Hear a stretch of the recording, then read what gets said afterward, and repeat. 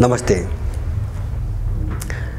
America जति जति अरू देशका मामिलामा उल्झिँदै गएको छ, दादागिरी देखाउँदै गएको छ, पृथ्वीको ठेकेदार हुँ जस्तो गरेर सबै देशहरूमा सैन्य हस्तक्षेप, धाक धम्की बढाउँदै गएको छ, त्यही अनुपातमा आफ्नो देशभित्र पनि फस्दै पनि गएको छ। अब यो अमेरिकाको विषयमा मैले यसभन्दा अगाडि केही भिडियो बनाएको थिएँ, जुन भिडियोहरू अमेरिकाको विभाजन र त्यहाँ चाहिँ अपरिहार्य रहेको गृहयुद्धका बारेमा जो पटक पटक मत सर्वेक्षणहरू हुन्छन् तिनका नतिजालाई लिएर मैले धेरै पटक चर्चा गरेको छु र अहिले पनि त्यो सम्भावना खतराको सम्भावना टरेको छैन र अमेरिका 5-6वटा टुक्रामा विभाजित हुने, किन अमेरिका जबरजस्ती एकीकरण गरिएको देश हो हैन। जस्तो अमेरिका र चाहिँ तपाईको इन्डियाको उस्तै उस्तै कथा छ हैन। एउटा देशको रूपमा कहिले पनि नरहेको, जो अहिले भूगोल देखिन्छ, एउटा देशको रूपमा कहिले पनि नरहेको र पछि सैन्य शक्तिको चाहिँ तपाईको भरमा हैन एउटा चाहिँ विशाल भूगोलमा परिणत गरिएको चाहिँ अवस्था दुवै देशको हो र त्यही विषयसँग सम्बन्धित कयौं मतभेदहरू उसका छिमेकीहरूसँग पनि छ। जस्तो मेक्सिकोसँग अमेरिकाका 1-2टा राज्यहरू मेक्सिकोले आफ्नो भनी दाबी गर्दै आएको छ, जबरजस्ती लुटेको भन्ने छ। अब त्यो बाहेक पनि तपाईको अफ्रिकनहरूको बस्तीको बाहुल्यता भएका ठाउँहरू, पहिले स्वतन्त्र ढङ्गले काम गरेका क्यालिफोर्निया जस्ता राज्यहरू, अब यस्ता धेरै चाहिँ अन्तर्विरोध छन्। अन्तर्विरोध विशेष गरिकन चाहिँ एङ्ग्लो सेक्सन समूहको जो वर्चस्व छ नि, त्यसका विरुद्धमा चाहिँ पृथकताका आवाजहरू धेरै बलियो बन्दै गएका छन् र पछिल्लो कालमा राजनीतिक तहमा जो मूल्य मान्यता अथवा राजनीतिक सिद्धान्तका नाममा जुन अन्तर्विरोध आयो, डोनाल्ड ट्रम्पको नाममा रिपब्लिकनहरूको एउटा हिस्सा र डेमोक्रेटहरूका बीचमा जो मूल्य मान्यताको एउटा लडाईँ अथवा त्यसलाई उनले न्यारेटिभको लडाईँ भन्छन् हैन। अफ्रिकाको चाहिँ आफ्नो मौलिक मूल्य मान्यता र चाहिँ पतनशील मूल्य मान्यताको लडाईँ भन्छन् हैन, एकअर्काको दोस्रो, त्यसले चाहिँ एउटा अमेरिकालाई नाजुक अवस्थामा पुर्याइसकेको छ र बाहिरबाट विभिन्न देशमा ऊ फसिरहेछ। यो हामीले देखिरहेछौँ हैन, ऊ ठेकेदार ठान्छ, सबै ठाउँमा फसिरहेछ। यही बिचमा अहिले भर्खरै अमेरिका डोनाल्ड ट्रम्पकै सुरक्षा सल्लाहकार रहेका जोन बोल्टनले एउटा चाहिँ बयान दिएका छन्। त्यो वाशिंगटन पोस्ट, द गार्जियन लगायतका धेरै समाचारमा आएको छ 4 अगस्तका दिन। उनले के भनेका छन् भन्छ भने US will leave NATO if erratic Trump wins in 2024 को चुनावमा डोनाल्ड ट्रम्पले जिते भने अमेरिका नेटोबाट अलग हुन्छ। सम्भावना एकदम प्रबल छ। किन भन्छ भने त्यो सत्य पनि हो। किन भन्छ भने डोनाल्ड ट्रम्पले पहिले पनि राष्ट्रपति हुँदा भनेका छन्, हामीले विश्वभरिका देशहरूमा लगेर सेना किन राख्ने, के को निम्ति हैन, अर्का सुरक्षाको निम्ति हामीले खर्च गरिरहेका छौँ, हाम्रो मान्छे गरिब भइरहेछ, हामी बर्बाद भइरहेछौँ, हामी कंगाल भइरहेछौँ। अनि जापानको सुरक्षाको निम्ति, कोरियाको सुरक्षाको निम्ति, जर्मनीको सुरक्षाको निम्ति हामीले सेना लगाउनुपर्ने, हामीले सेना आफ्नै मान्छे मार्नुपर्ने, हामीले खर्च गर्नुपर्ने सुरक्षा उनको हैन। अब जस्तो हामीमाथि खतरा आयो भने उनी के गर्छन्, कहाँ सुरक्षित गर्छन्? यही प्रसङ्गमा एउटा रमाइलो चाहिँ टुक्का पनि उनले सुनाएका थिए। मानु जापानलाई असुरक्षा महसुस भयो, हामी लड्दिन्छौँ हैन, जापानमा अमेरिकाको धेरै सेना छ, हामी लड्छौँ। हामीमाथि कसैले आक्रमण गर्यो भने जापानीहरू के गर्छन् हैन? उनले भनेका थिए जापानीहरू के गर्छन्, सोनी टेलिभिजन हेरेर बस्छन् हैन। हामीमाथि आक्रमण भएको सोनी टेलिभिजनबाट हेरेर बस्छन्, त्योभन्दा बढी गर्ने केही पनि होइन भने जापानको सुरक्षाको ठेक्का हामीले किन लिने, उनको भनाइ त्यो उस बेला आएको थियो। त्यसकारणले उनी चाहिँ त्यो ट्रान्स एटलान्टिक एउटा चाहिँ व्यापारिक सम्झौता थियो, त्यसबाट हात झिके फिर्ता भए। युरोपियनसँग भएको सम्झौता थियो। नेटोलाई उनले फर्काउन सक्छन्, त्यो सम्भावना प्रबल छ चुनाव जितेमा। त्यसकारणले अहिले अर्को कित्ताबाट, गैर ट्रम्पको कित्ताबाट एउटा हौवा हैन 2024 को चुनावलाई प्रभावित पार्नुको निम्ति एउटा हौवा, त्यसभित्र डर पनि छ। चुनाव जित्यो भने ट्रम्पले यसो गर्छ भन्ने डर पनि छ र अर्को चुनावमा जनमत आफ्नो पक्षमा पार्नुको निम्ति एउटा हौवा पनि हो, ताकि अमेरिकनहरूलाई तर्साउन सकियोस् र ट्रम्प आयो भने अमेरिकालाई एक्ल्याउँछ र अमेरिका सिद्धिन्छ भन्ने एउटा भयपूर्ण वातावरणमा चुनाव जित्न सकियोस् भन्ने यो कोणबाट चाहिँ तपाईको अहिले चाहिँ अमेरिकाका केही मान्छेहरूले बोलिरहेछन्। अब त्यहाँ चाहिँ खतरा जस्तो यो चाहिँ तपाईको कहाँबाट आइरहेछ, अलिकति यसको महत्त्व के हो भन्छ भने अमेरिकामा विभाजन यति गहिरो भइसकेको छ कि त्यो त ठुलो देश, अब अहिले स्वयंसम्म महाशक्ति कहलिएको हैन, ठुलो देश, ठुलो सैन्य शक्ति, ठुलो अर्थतन्त्र हैन, बाँकी सबै चिज छायामा परेर मात्रै चर्चा भइरहेको छैन। जस्तो यो मैले हेर्छु तपाईको नाइजर जस्तै घटना स्थितिमा जस्तो भित्रभित्र चाहिँ सबै चाहिँ विस्फोट के अरे चाहिँ पाकेर जलेर त्यो अवस्था भइसकेको छ। एउटै झट्कामा चाहिँ सैन्य विद्रोह भयो, सबै सक्यो हैन।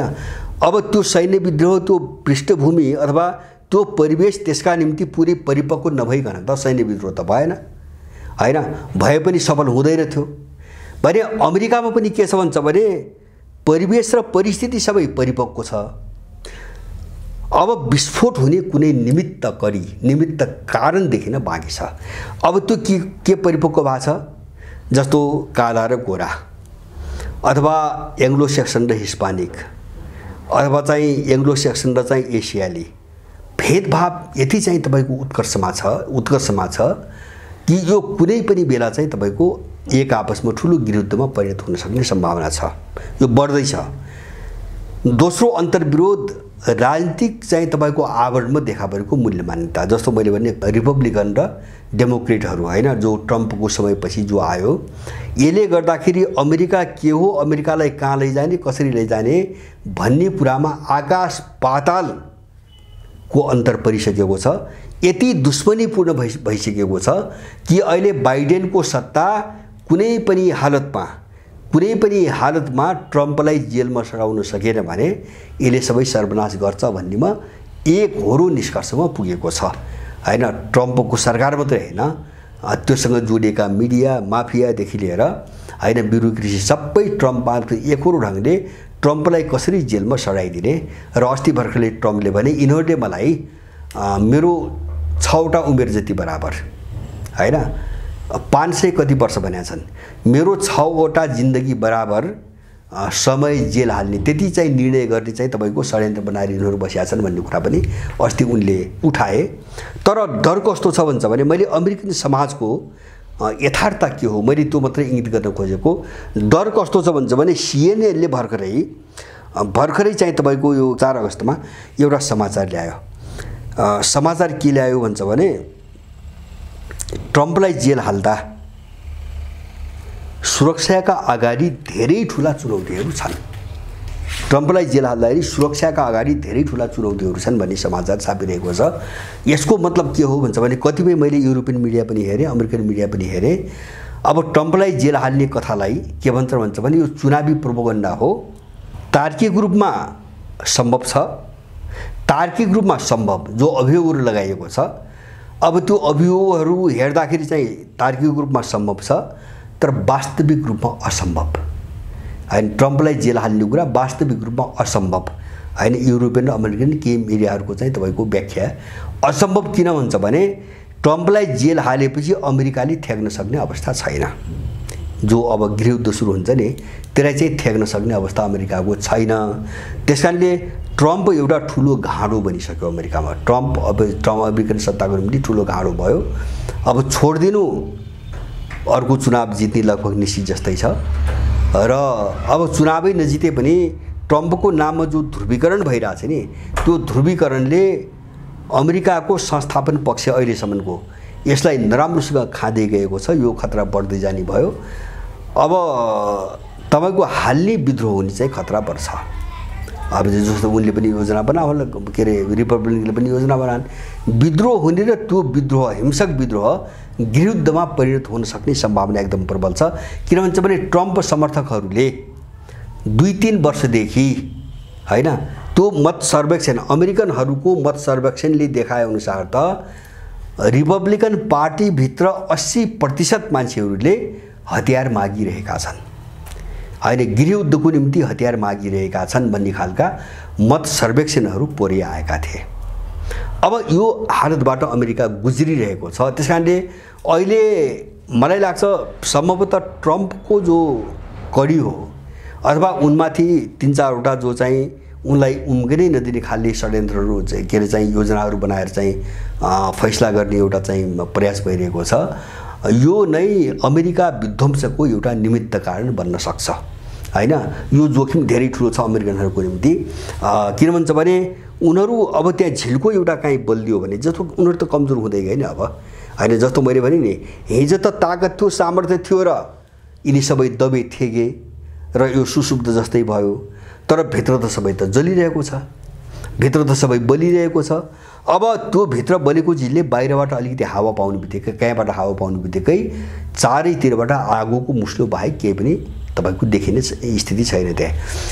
त्यसकारणले गर्दाखेरि एउटातिर युक्रेन द्वन्द्वले गल्दै गएको अमेरिका हैन, आर्थिक भारी ऋणको भारीले चाहिँ किचिँदै गएको अमेरिका, अथवा म महाशक्ति हुँ भनी जो चाहिँ तपाईको धङधङी थियो युक्रेन द्वन्द्वपछि ताइवान तनावपछि केही गर्न नसकेर विक्षिप्त भएको अमेरिका, अथवा चाहिँ तपाईको संसारका सानातिना देशले जुन देशहरूलाई उसले कहिले पनि गणनामा राख्दैन थियो तिनी देशहरूले उसलाई दिइरहेको चुनौतीबाट हतप्रभ भइरहेको अमेरिका हैन।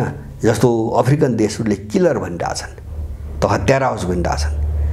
जब उसका अगाडि ठुलो सास फेर्दैनथे 2 वर्ष अगाडिसम्म उसका अगाडि ठुलो सास फेर्ने अवस्था थिएन हैन। अफ्रिकन देशहरूले त हत्यारा हाउस भनिरहेछन्, हामी हत्याको बदला लिन्छौँ, लुमुम्बा जस्ता हाम्रा नेताको हत्याको बदला लिन्छौँ भनिरहेका छन्। कर्नेल गद्दाफी लुमुम्बाको नाम लिइरहेका छन्। माने यसबाट अमेरिकनहरू अत्यन्तै विचलित छन् अहिले र यस्तो अवस्था आउनुमा एउटाले अर्कोलाई दोष दिइरहेका छन्।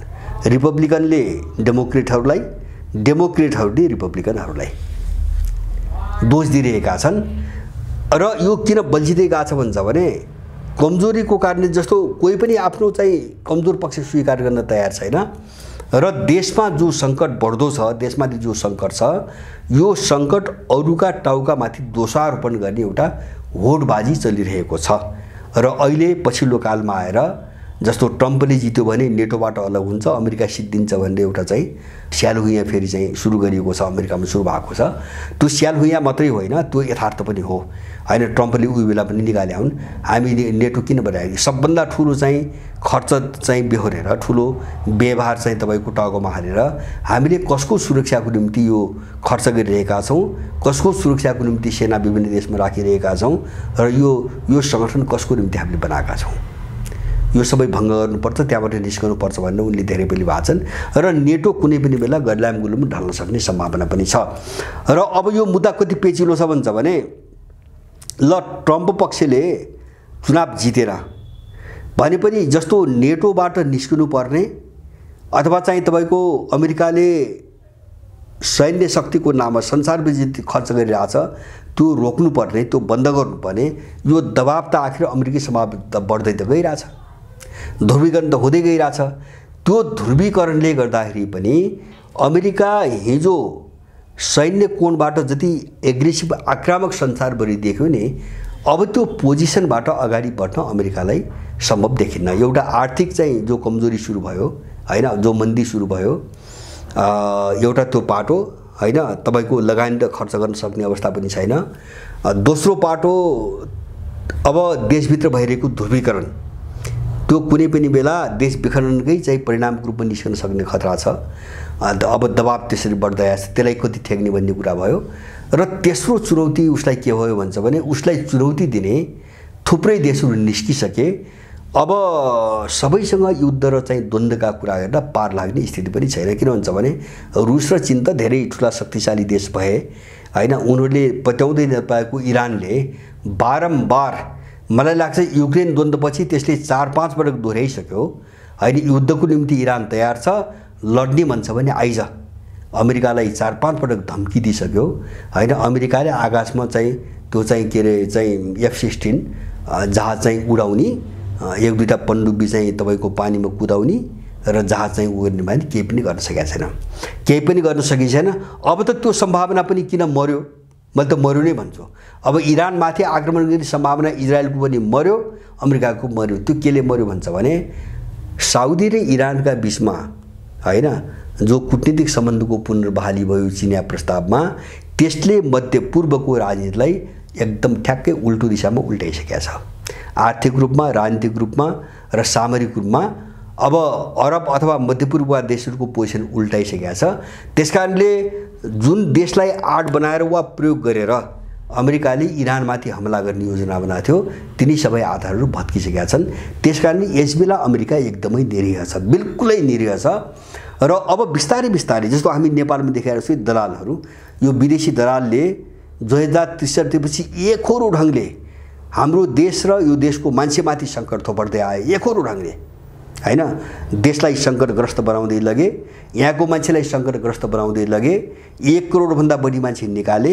तर यिनले जो अपराध गरे त्यो अपराधले अब यिनीहरूलाई घेर्न थालेको छ नेपालमा। जस्तो अहिले हामीले देख्छौँ नि भुटानी के अरे चाहिँ ललिता निवास, सुन, एनसेल हैन, अब चाहिँ गौर रौतहट आदि इत्यादि, मिटर ब्याजी आदि इत्यादि जति पनि चिज आइरहेछन्, यिनीहरू त्यो सङ्कटको चक्रव्यूहमा जो अर्काको निम्ति तयार पारे नि त्यो चक्रव्यूह भयो। अब यिनीहरू फस्दै गएका छन्।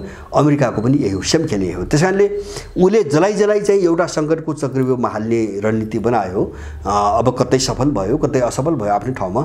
त्यो चक्रव्यूह अथवा त्यो एम्बुसमा अब ऊ आफै पर्न थाल्यो, अमेरिका आफै पर्न थाल्यो, आन्तरिक रूपमै फस्न थाल्यो। त्यसकारणले गर्दाखेरि मलाई लाग्छ यो जो ध्रुवीकरण अहिले यो जोन बोल्टनको कुरो चाहिँ बाहिर सार्वजनिक भइसकेपछि अमेरिकाभित्रको चाहिँ ध्रुवीकरण कति चाहिँ कटुतापूर्ण शत्रुतापूर्ण बनिसकेको रहेछ भन्ने कुरा यसले छर्लङ्ग पार्छ।